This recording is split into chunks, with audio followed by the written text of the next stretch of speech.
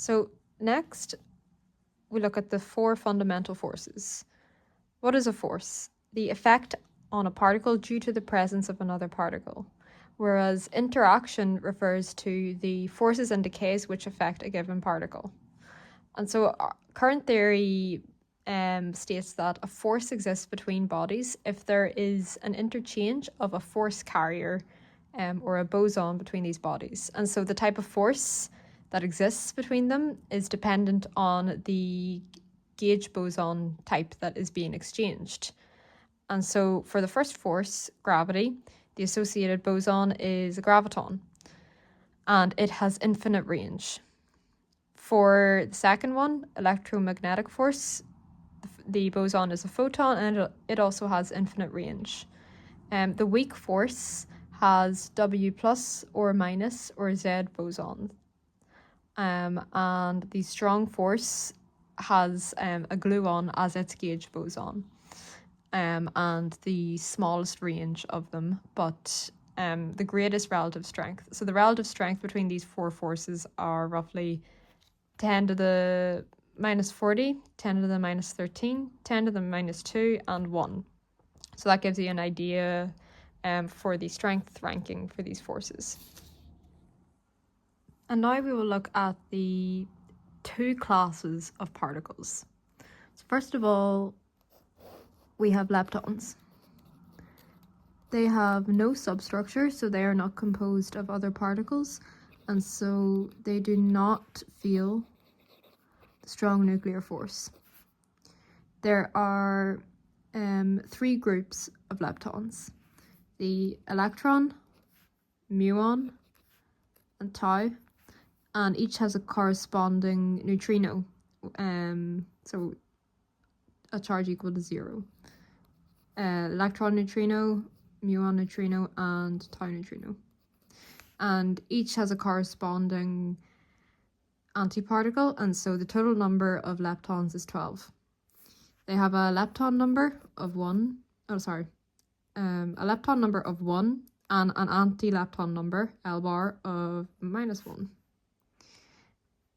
Next, we look at particles that are made of other particles, hadrons. And so they do experience the strong nuclear force. And they are composed of even smaller particles, which are called quarks, which I will later discuss. Hadrons can be split into two subgroups: mesons and baryons, if you can read any of that. Mesons are made up of a quark and an antiquark. An example is a pion,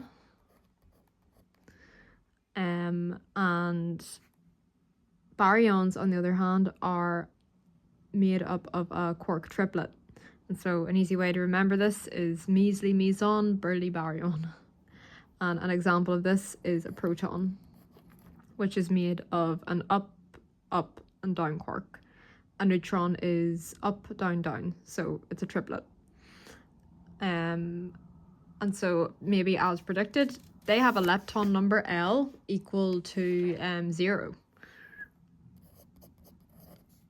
But B equal to 1 for baryons is the baryon number, and mesons have B equal to 0, as do leptons.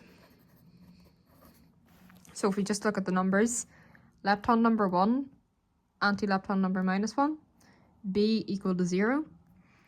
For the hadrons, mesons have B equal to 0, L equal to 0. Baryons have B equal to 1, L equal to 0.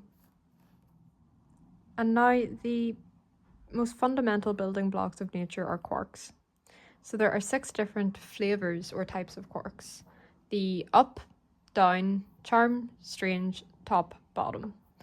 The up charm and top quarks have a charge of 2/3e, whereas the down strange and bottom, or beauty, have charges of -1/3.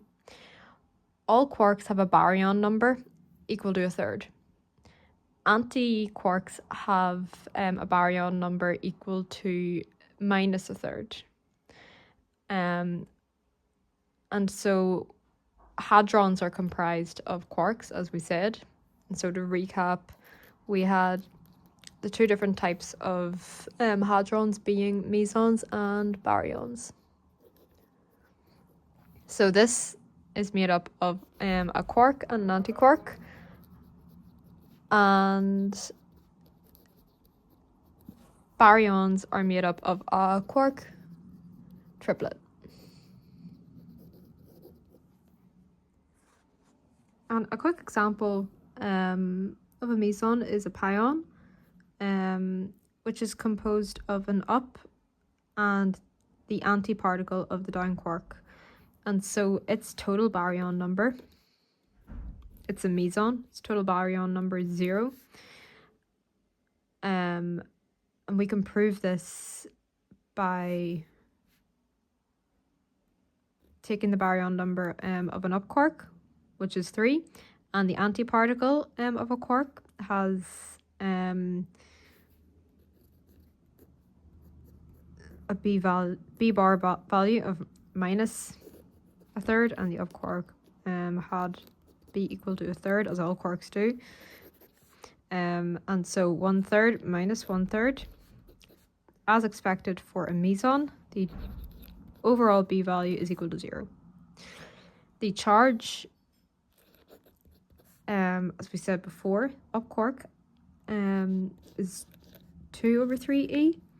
The down quark is -1/3, but remember this is the antiparticle, and so it has the opposite charge. So the overall charge is 1e for a pion.